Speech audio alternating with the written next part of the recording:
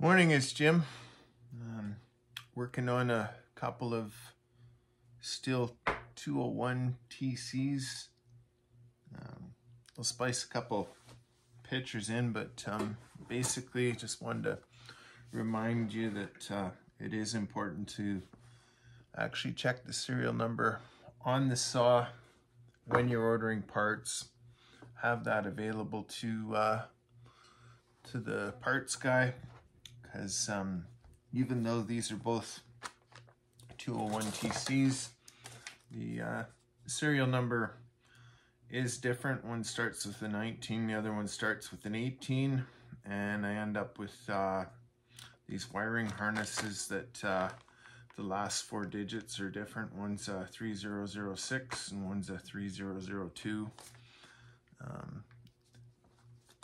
They appear to be the same, but who knows, I guess. So and then as far as actually the replacement of it goes, I just started doing a bit of teardown work here, but basically you got 3 screws here. They're Torx T20, and then you need to pull your clutch off. That's a 13 mil with an impact driver going clockwise, which is usually righty-tighty, but in this case it's reverse thread, so it's righty-loosey.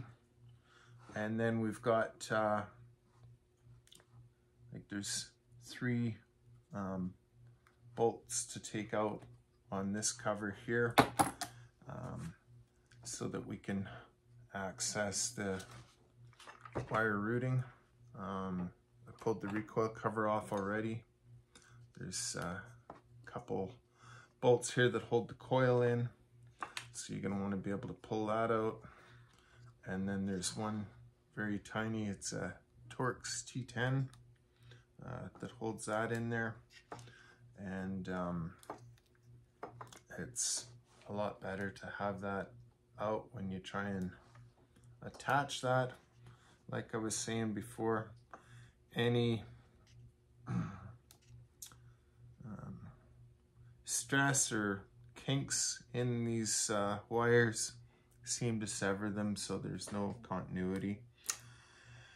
And it ends up being a lot of extra practice replacing these that you won't enjoy. So anyway, and then it's a T27 up on the top here for the yellow wire. So you'll also need that out. This little cover here pulls out. And so I'll just stop it, catch up here a bit so that you're not watching me the whole time. Okay, so we're gonna want to pull this other cover out. There's 2 or 3 bolts. You loosen this one off and then remove that. And then depending how we're going to approach this, you may or may not want to remove the lower limiting bolt here for this anti-vibe assembly. Okay, so then pull the 3 bolts off for the cover here. I strongly suggest you take some photos of the way all the linkages and everything go in, because the wires are routed behind all that, so you need to basically remove all that stuff so you can replace them. And then I'll just zoom you in. Only it's going to be manually.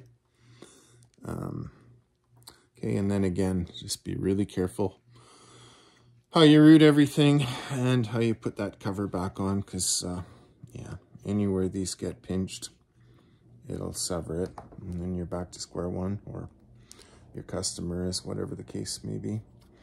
Okay, so I have found that it's easier to deal with this because you do have to get this other plug out of here with the wiring running through it. So.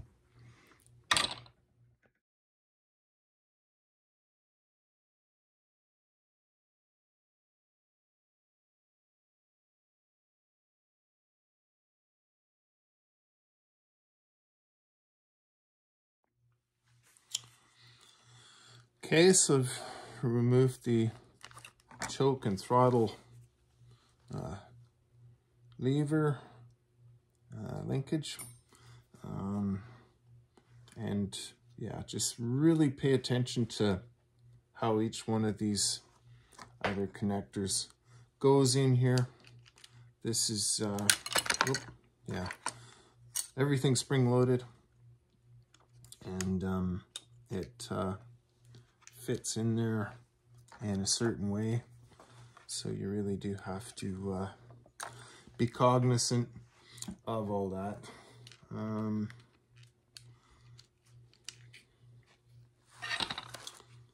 Okay, if you have fuel in your tank, you may want to dump it first, or at least relieve the pressure by opening the tank cap just to vent it that much extra.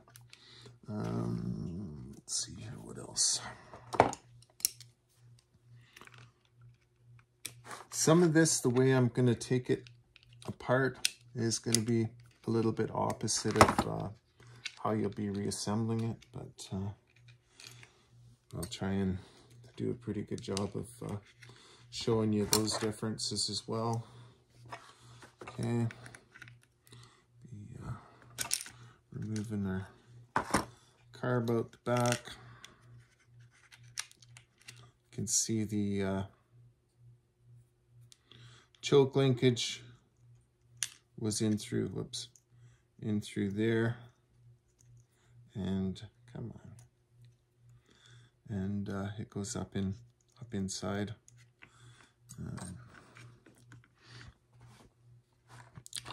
You don't totally need to remove your carburetor, but at least have it so that you can access all the wiring connectors.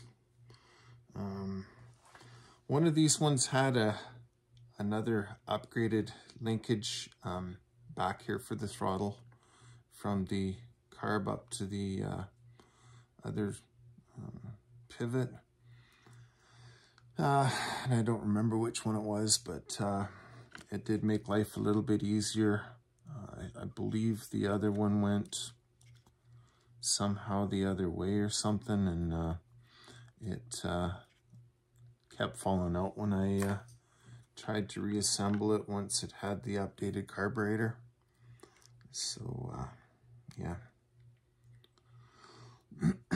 it's kind of unfortunate because there are a lot of updates that seem to come along. I think it may have actually been the older one, but I really don't remember now. I do work on a lot of these, and anyway, yeah, so I think they told me with the carburetors that they'd upgraded the one so that it was still EPA compliant. So that was the reason that that they've done that update, apparently. Take it for what it is.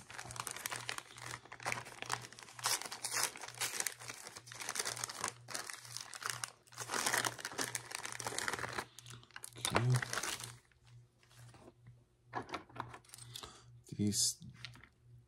This is the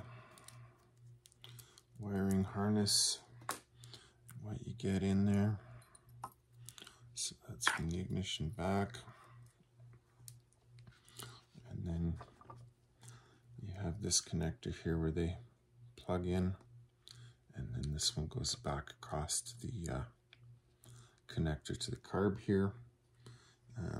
I guess the other thing that's important is to just check these other wires that they don't give you in that kit to ensure that they haven't been damaged as well. But anyways, yeah, lots of intricate little things here for sure. Okay.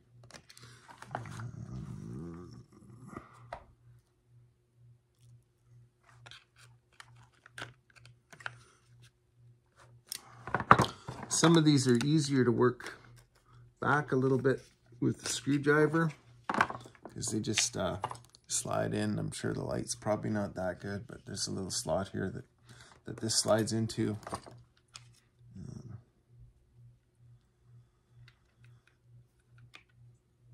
And then it seems like just about every one of these little connectors is different in how it actually goes together or comes apart.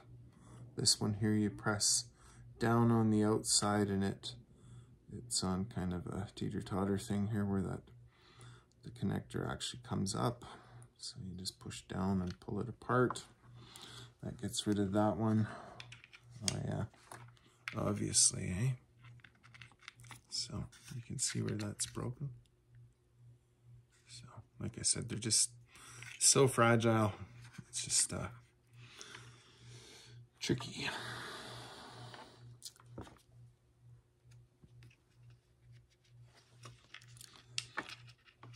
Make sure you're in your happy place the first time you try doing these ones, because if you're not going to have the patience to do this, then you're just going to be wasting your time and your money and finding it even more frustrating than it already is.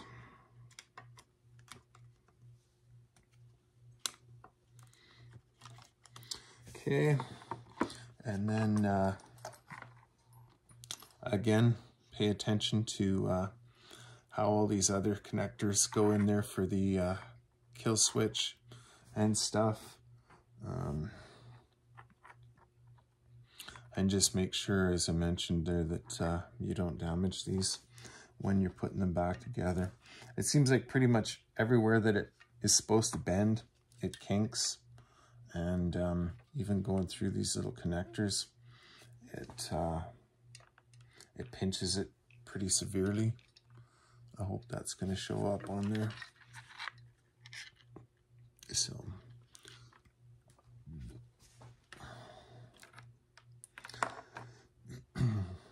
I'm trying not to be as cynical as I really am with these, but anyway, kind of one step away from not going to take any more of these in. If people want to drop them out of the tray or whatever else, then she's a free country, fairly free continent, and yeah, if the guy's not going to bother using the lanyard loop and hooking it up, then whatever. But it's starting not to be worth my time to bother with the level of frustration that it causes me. So, but yeah, everybody, you know, does what works for them. You do you kind of thing. So.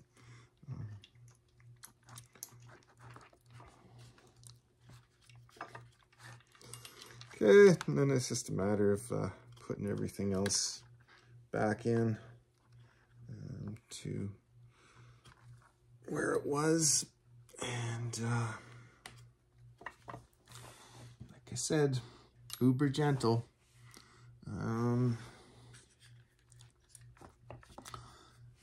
We'll get you in a minute. Okay, so I'm going to basically route the long stuff and work my way back. So this one here clips in. I'll move this one across to hook to the carb, and we'll just keep going. I have found that some of these connections are a little bit tricky. I think I'm just going to leave the carb dangle for now, and that way once I get this kind of back more or less together, then I can hook my other steel linkages up and go from there. Maybe just plug it back into this other hose here though, and that'll kind of keep it in place. And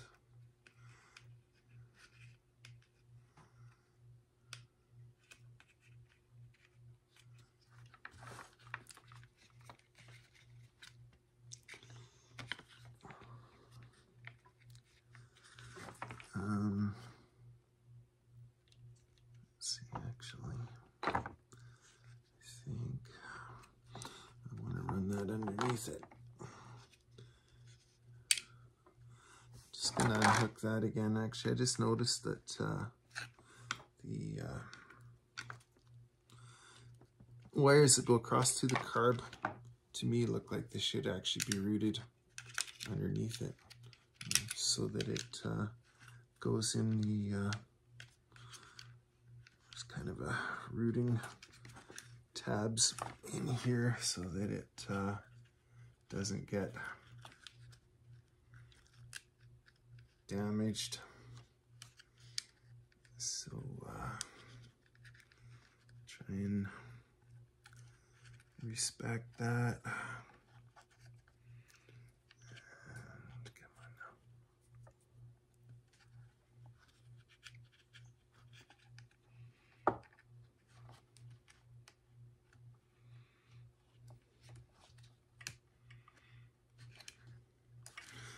But yeah, it's just pretty critical to make sure nothing ends up with any steep abrupt angles or gets cut as you put it back in. Just want to see here.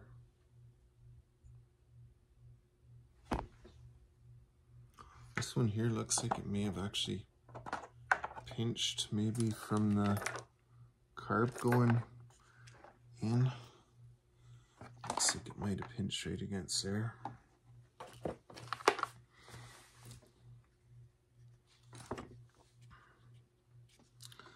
Okay, so that guy's there. Like I said, this one here, just squeeze on this part and it goes in, but you can just push it forward, it'll click. Just gonna stick that there for now. And that way, like I said, with my throttle linkage at the butterfly, I could still hook that up and won't have to undo anything there yet. Okay.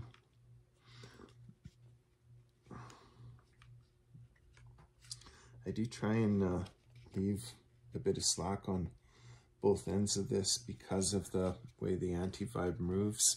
It will obviously have quite a bit more range here. So if you end up leaving these ones too tight, you can end up severing them when whoever's running this saw ends up pinching it and pulls back.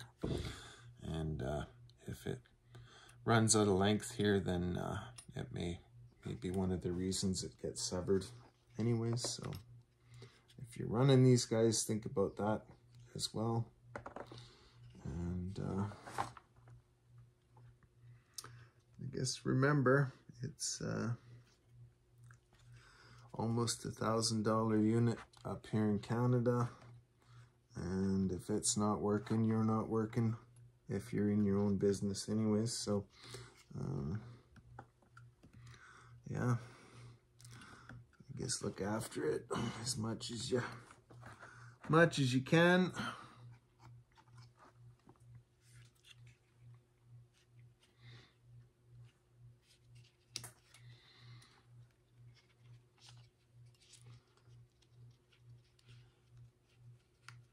I use my fat fingers to try and push this stuff in. Otherwise, you could find something with a rounded plastic tip. You don't want to use a screwdriver that potentially has a sharp enough tip on it to damage this wire either. And yeah, just work it back in. Like I mentioned, you know, just every one of these places where it is supposed to be held in seems like a spot where it puts extra stress on it as well. It's just such, in my opinion, undersized stuff. Anyways, I'm gonna catch you in a minute here. Okay. I was just thinking about some tools that might be good for pushing that in. I just used a couple of zip ties and basically warmed the ends up and made sure there was no sharp edges on them, and used that to kind of push these in with so that it doesn't damage them. Okay, and then the next thing is your kill switch assembly. So the black wire goes at the top. Once you get that in, then the switch assembly goes back in. Come on, gotta get rid of that, I guess. Come on. Man.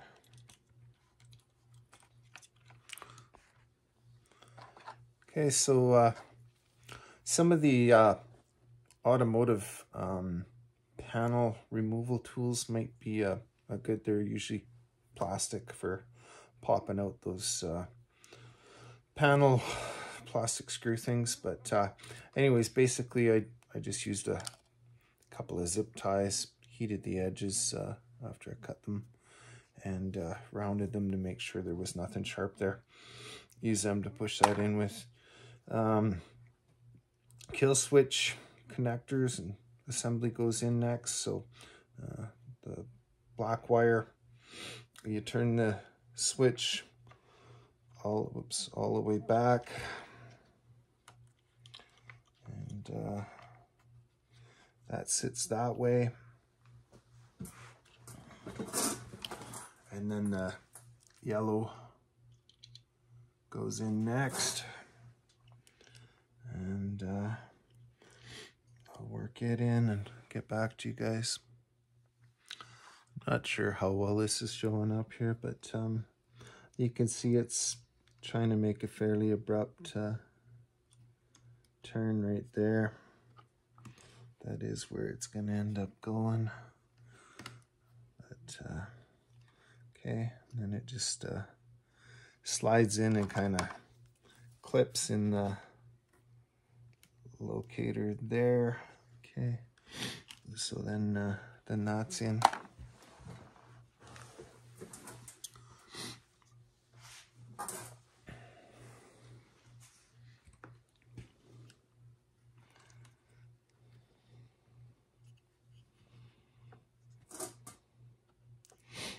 Yeah, just getting almost paranoid with this stuff here, but like I said, it's really not fun. I want to feed these through the locator as well.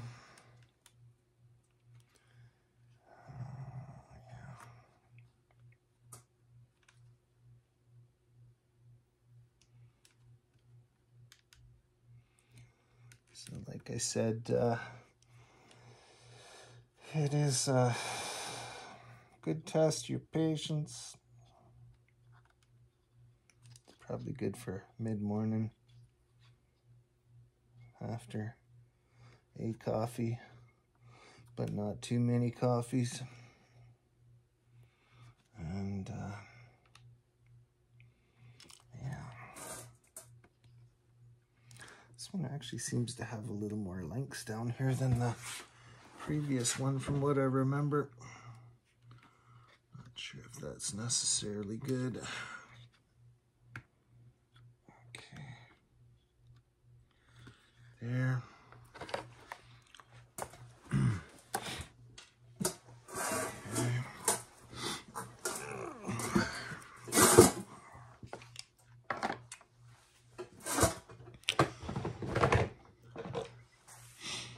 Alright, now probably end up putting my excuse me, choke linkage back in here. So again, that's basically going that way on there.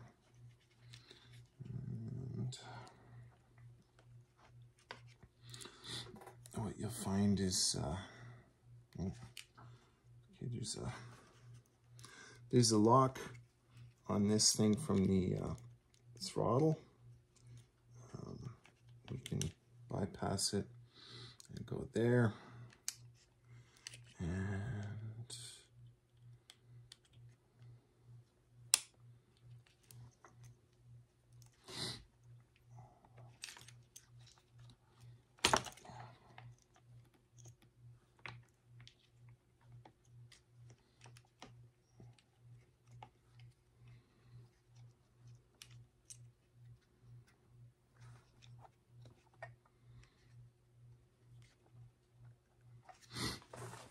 again, just trying to make sure that we don't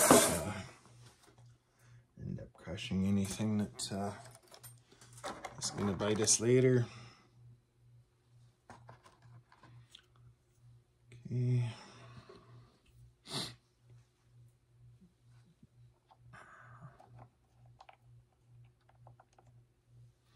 Oh, get my return spring in there first. I think that was that way.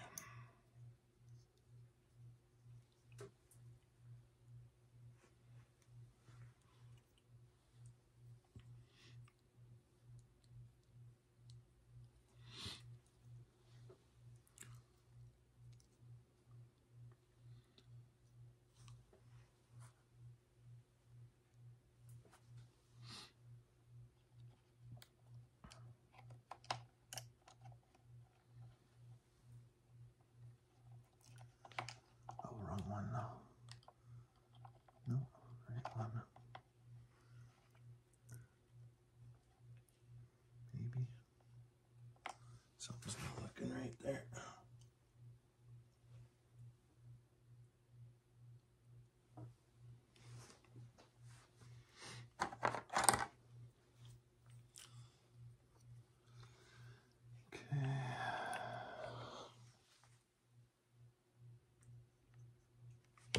Oops.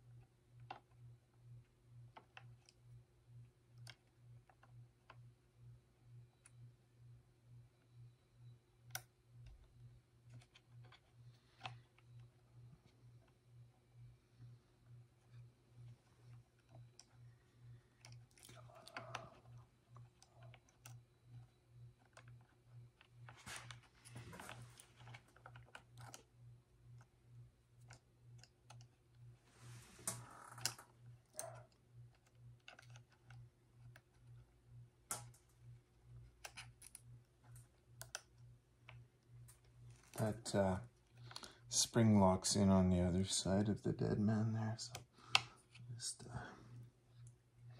fight with that a little bit here too. Come on now. Oops. I think that's the right sequence. I know that the lever goes up and in on the inside of that, and okay, yeah, mark it there. Okay, this is going this way, and where's our, oops, come on buddy, there. Okay, so that's the choke lever linkage. Okay, there.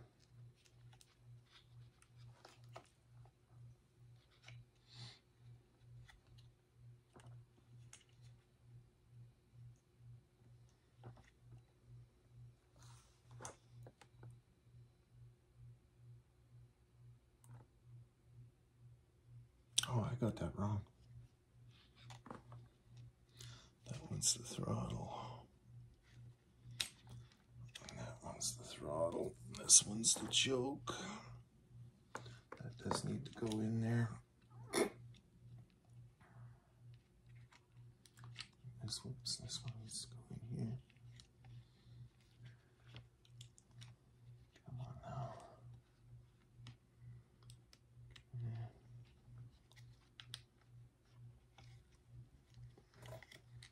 Come on, buddy.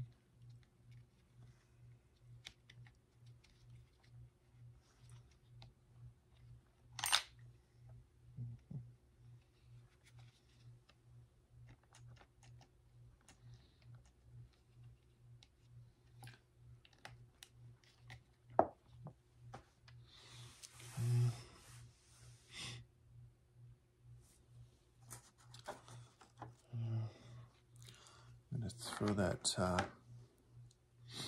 throttle one in here now.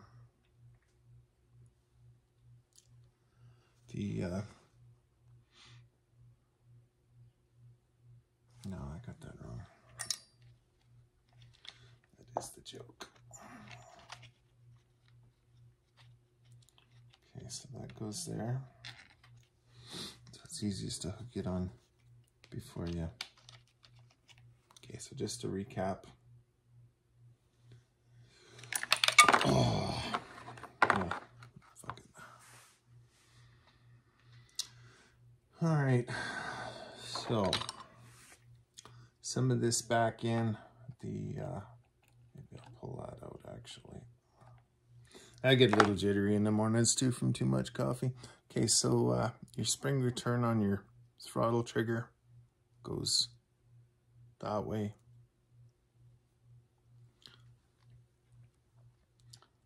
Goes on that shaft. Your dead man. Okay, it's gonna end up going this way. That throttle spring, return spring, locks in here. And this is where it starts to get a little bit finicky here now. Or a lot. Okay, so as this comes up, oops. Okay, that's going in there. This here has to go through this, and then there's a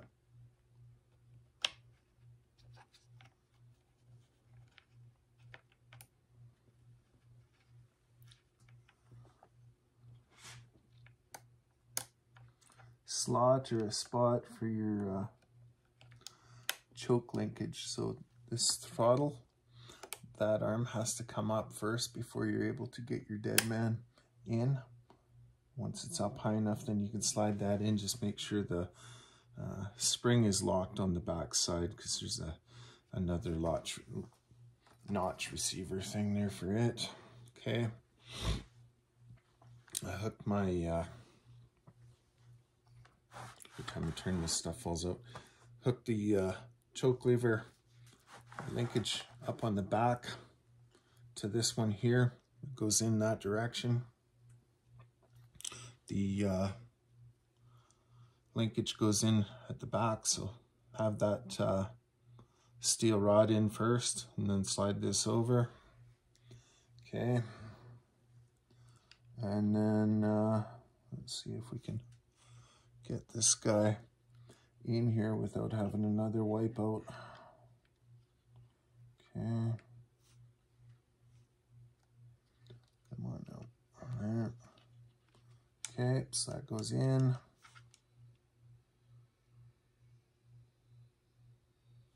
Oh, that's what I'm doing wrong. That one's a throttle. Yeah, that one's a throttle. That's what I've been doing wrong. Try that again here. Do over. Okay. This one here's the choke. That actually, yeah, it's going in there. I find it's easiest to go that way and then just bring it around. Okay. And that's going up to here. Okay. And now, sometimes this throttle linkage can be a little challenging.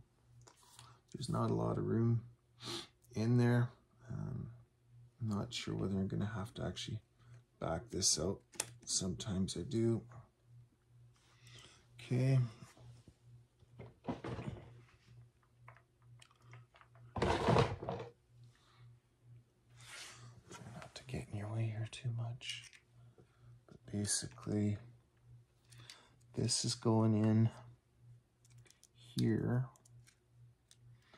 And I'm trying to get it to hold together until you manage to, okay, and it's, whoops, actually, let's try that again here.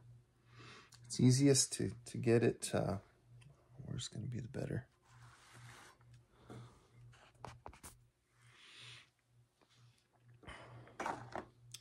Okay, whoop, no, fingers, folks, fingers. Come on. Oh, you sucker. I can see where this is going again. Come on now.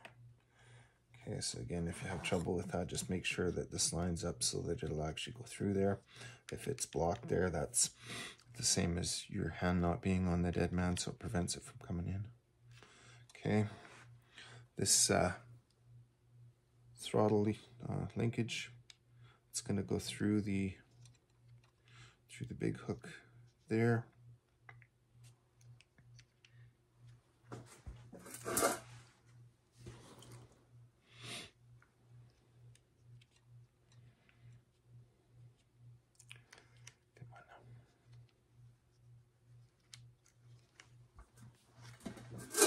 Oh, that's why. Sorry. It's not on the very top. That's why I couldn't get it to sit right. Okay, let me see if I can give you a better view on this here. Okay, so this one's going in here, not there. This piece here is for the main linkage there, for that other rod. I just got to get this guy in here. Okay, and then you have enough room for it to pivot across. And then as you slide this guy in, you're going to move your fat finger. Move your, I'm hoping my hat's not in your way here.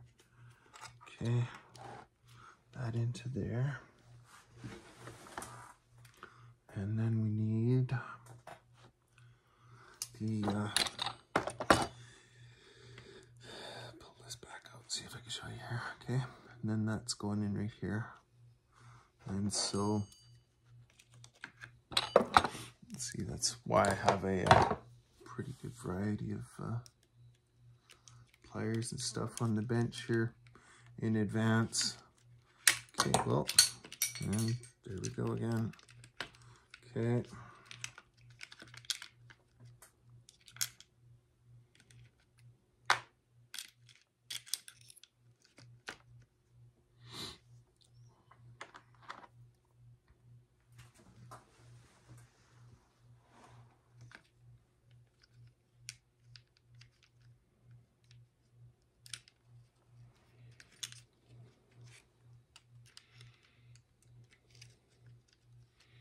If you haven't done this before and you end up with it looking a lot smoother than I'm doing it, let me know. Might have some work for you. Oh, come on now. Okay, so we're just gonna bring that up, hook it through the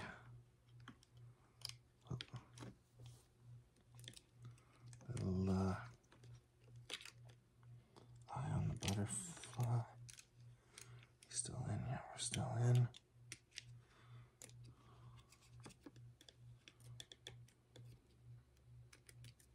Okay. Now I want to put that, get that hose connected there again. And then as that slides ahead, it traps that rod against the housing so that it can't fall back out. Just gonna pause you and go grab the rest of my parts. Okay, so all our linkages are back together. I really wish that these actually had like a hook around them so that they don't just fall out, but they actually seem almost kind of angled the wrong way, so that can add to your frustration. But whatever, is what it is. Anyways, the anti-vibe linkage does need to go back in here before you put that other cover on. So just make sure you deal with that, and you won't have to go back. Okay.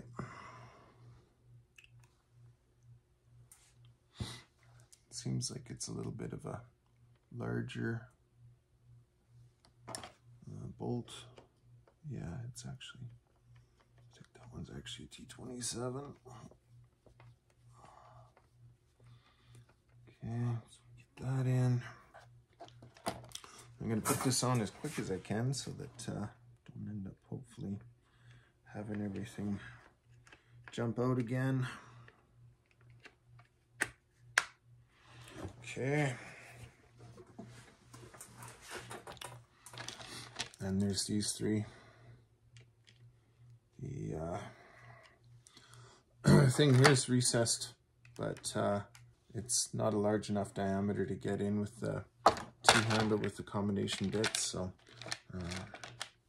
switching over to this driver that's specific for this size.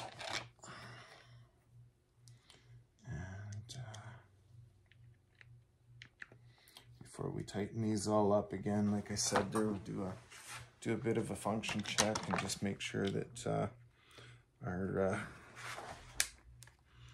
choke actually does function there. The first blip of the throttle closes or resets the choke, and we can hear and see our throttle butterfly working there, so we're good to go. And just get this thing buttoned back up. Okay, and then I will show you the other side where it fastens back onto the ignition coil here. And just give me a sec here.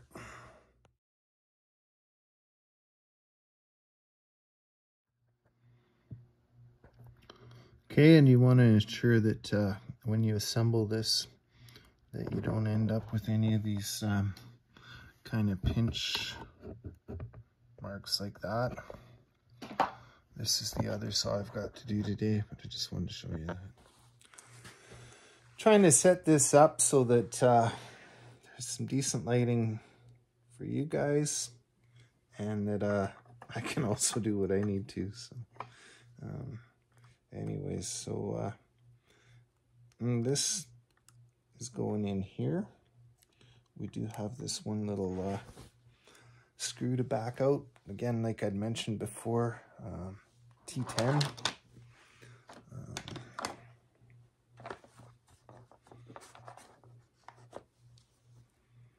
That's the T20. That's the way it is with my little gremlins. Here, be back in a sec. Okay, so removed the little screw, installed this harness, spin the screw back in,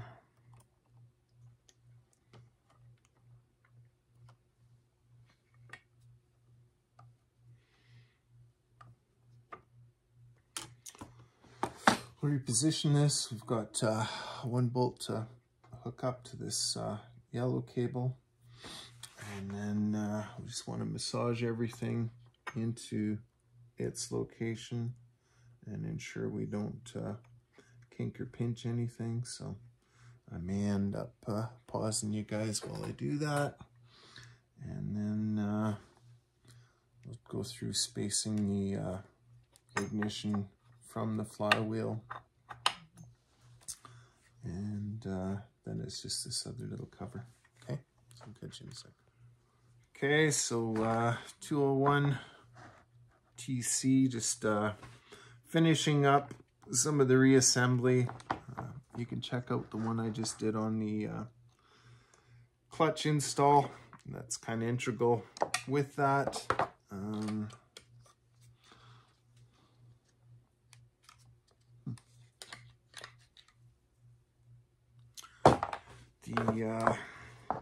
The other thing, I guess, we'll just put this port cover back in place so it doesn't get all plugged up with stuff, just in case anybody's ever taken it back to the dealership. But we also don't want anything getting in there and having the potential to arc across or something. So it'll be just one more short circuit that we don't need to deal with.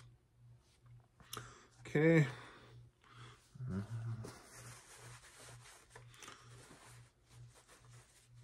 This plug hasn't been in there very long. I do replace them normally when they come in, but like I said, I saw this one very recently. It was a new plug. It's only ran for about half a tank. Okay, and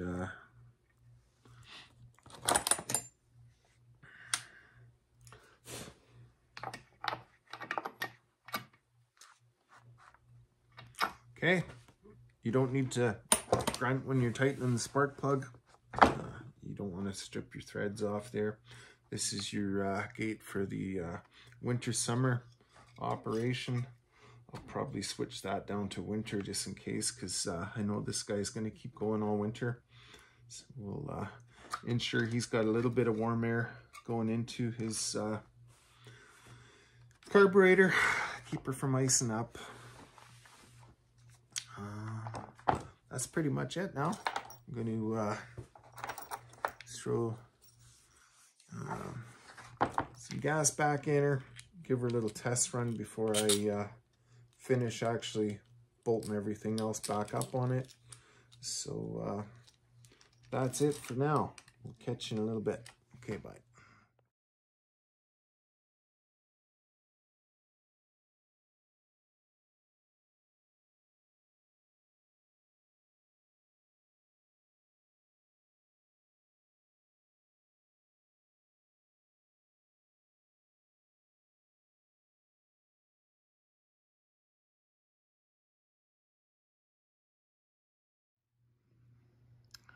Doing the second one of those Stihl 201 TCs here.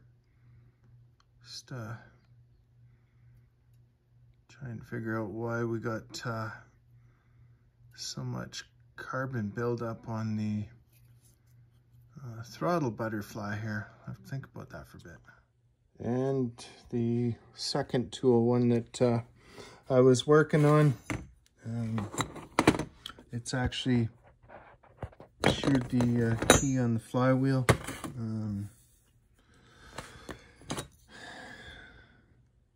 I could tell sometimes I had spark. Everything else looked right. Looks like it's been going around in there a little bit for a while, so sorry, didn't mean to be moving the camera so much. I do have a good one here. I'll swap that in and see if we're in business. All right, so a little bit of success here. The second 201 TC, the older one, I just put that other flywheel in it. Whoop. And had it running a second ago here.